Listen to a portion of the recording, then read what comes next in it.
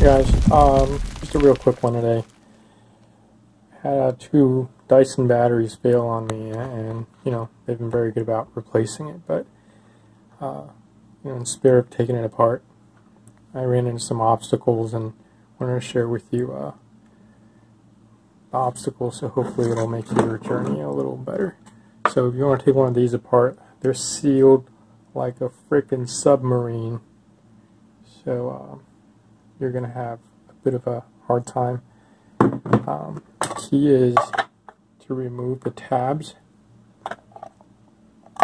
So there are tabs here, here, here, here, and two on the neck. They are very, very well sealed. The tolerance is very tight.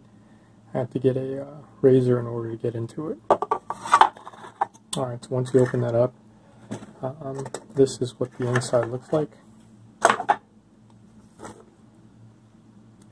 And these are the 18650s, 6 cells. This is a V6 model.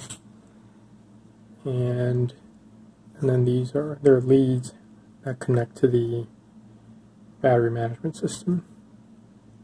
Alright, so I desoldered the leads and tore the nickel tabs off and took this out. Now there's also another trick. So over here you can see for these two cells, these were the ones that actually failed.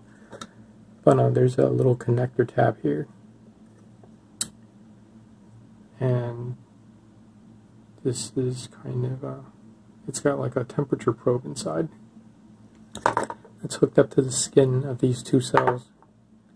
And so these two you won't be able to take out easily.